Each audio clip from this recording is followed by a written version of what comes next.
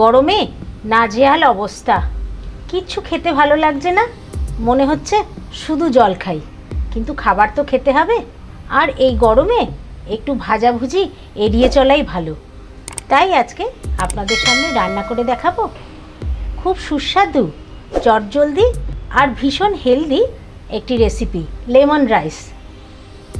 তবে lemon rice কিন্তু আমি শুধু পরিবেশন করব না, সঙ্গে রাখবো একটু আলুর রায়তা।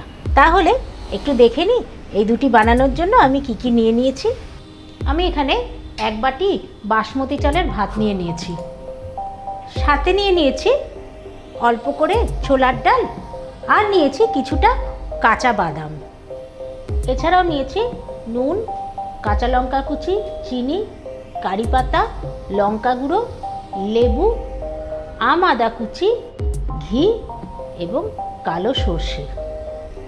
লেমন রাইসের সঙ্গে রায়তা করে নেব, তার জন্য আলু সেদ্ধ নিয়ে নিয়েছি ছোট টুকরো করে, টমেটো কুচি করে নিয়েছি, 1 বাটি টক দই, কারি পাতা, জিরে ভাজা গুঁড়ো, চাট মশলা, কালো সর্ষে আর 2-3টে শুকনো লঙ্কা।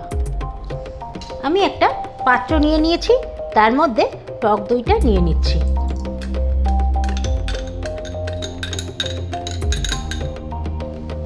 এখানে নিয়ে নিচ্ছি জিরে ভাজা গুঁড়ো, নিয়ে নিচ্ছি চাট মশলা। আলাদা করে আমি আর এর মধ্যে নুন দিচ্ছি না, চাট মশলায় এমনিতেই নুন থাকে। আমি দইটা খুব ভালো করে এই মশলাগুলো দিয়ে ফেটিয়ে নিচ্ছি। তবে কিন্তু আলুর রায়তা এখনো তৈরি হয়নি, রায়তার দইটা আমি তৈরি করে নিলাম। কড়াই গরম করে নিয়েছি, নিয়ে নিচ্ছি সাদা তেল।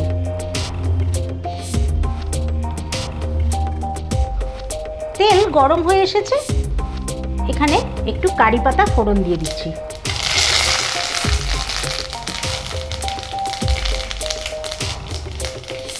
আর দিচ্ছি কালো সর্ষে।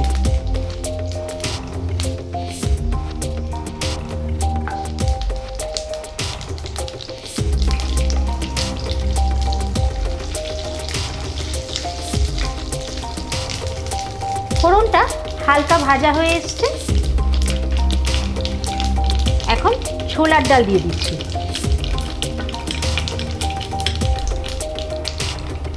ছোলার ডাল আমি অল্পই দেব।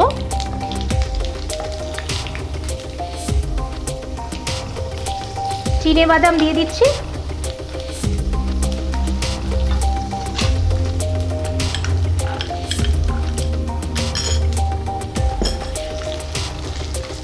ডাল এবং বাদামটা দিয়ে ভালো করে ভেজে নেব। বাদাম আর ডালটা ভেজে নিয়েছি, এবার 80% সেদ্ধ করা বাসমতি ভাতটা নিয়ে নিচ্ছি।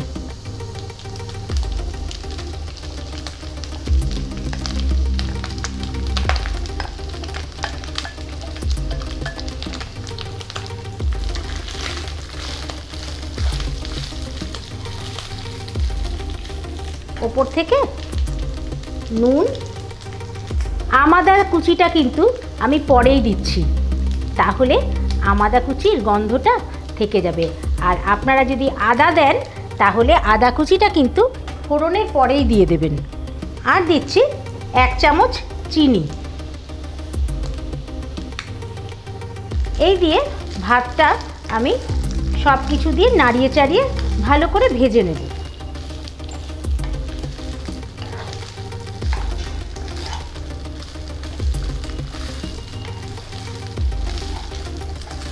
আমি কিন্তু এটাতে হলুদ দিচ্ছি না, আপনারা চাইলে হলুদ ব্যবহার করতে পারেন। এই ভাতটা গরমকালের জন্য ভীষণ ভালো খাওয়া, আর স্বাদেও অতুলনীয় হয়।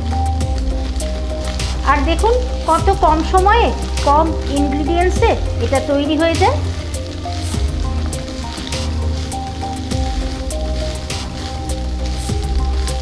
এই পর্যায়ে আমি একটু ঘি দিয়ে দেব।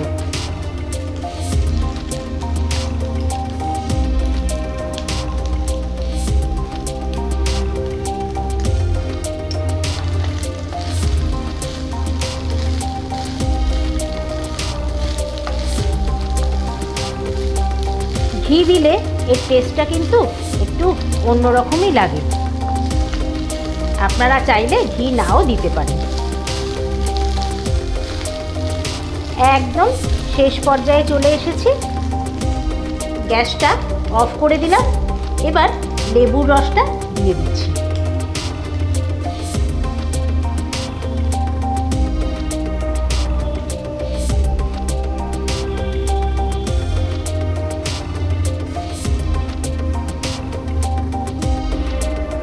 এক বাটি ভাতে আমি অর্ধেক লেবুর রস দিয়েছি, আপনারা চাইলে আর একটু বেশিও দিতে পারেন।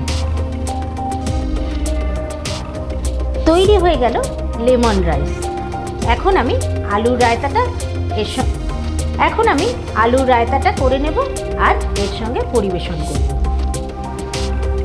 এখন তৈরি করে দেব আলুর রায়তা। প্যানে একটু সাদা তেল নিয়ে নিচ্ছি,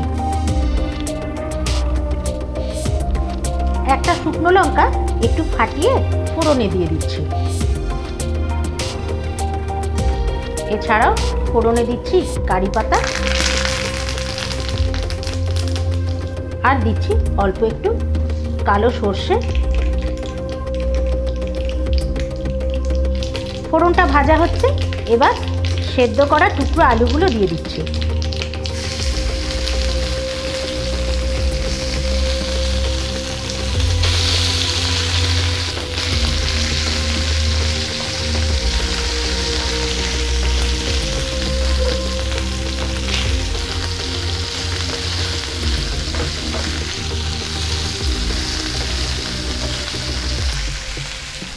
দিয়ে দিচ্ছি নুন।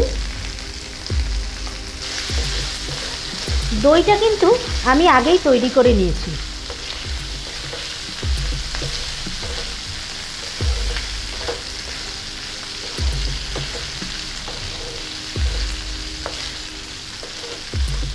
আলুটা নাড়িয়ে চাড়িয়ে আমি টমেটোর টুকরোগুলো দিয়ে দিলাম।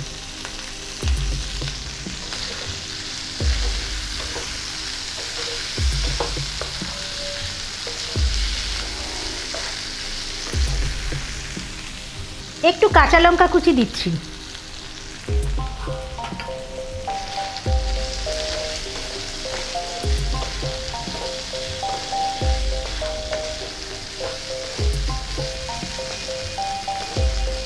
রায়তাতে আমি মিষ্টি দিই না, আপনারা যদি মিষ্টি খান অবশ্যই একটু চিনি দেবেন অথবা মধুও দিতে পারেন।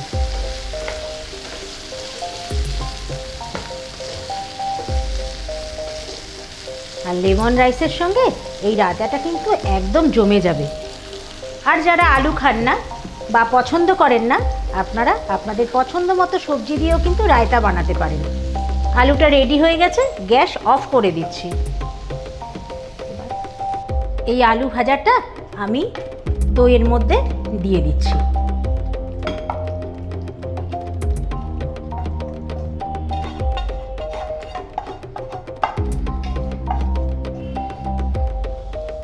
খুব ভালো করে মিশিয়ে দিচ্ছি। দইটা তো আমি আগেই তৈরি করে রেখেছিলাম।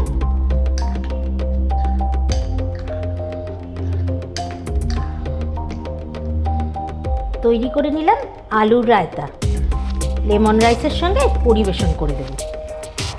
তৈরি করে নিলাম লেমন রাইস ও আলুর রায়তা। কেমন লাগলো অবশ্যই কমেন্ট করে জানান, আর প্রচুর শেয়ার করুন। ভালো লাগলে একটা লাইক দিয়ে দেবেন। আর যারা আমার আটপৌরে হেসেল চ্যানেলটিকে এখনও সাবস্ক্রাইব করেননি, সাবস্ক্রাইব করে নিন। আর আমার ফেসবুক পেজ আটপৌরে হেসেল ফলো করুন। তাহলে আজকের মতন বিদায় নিচ্ছি। নমস্কার।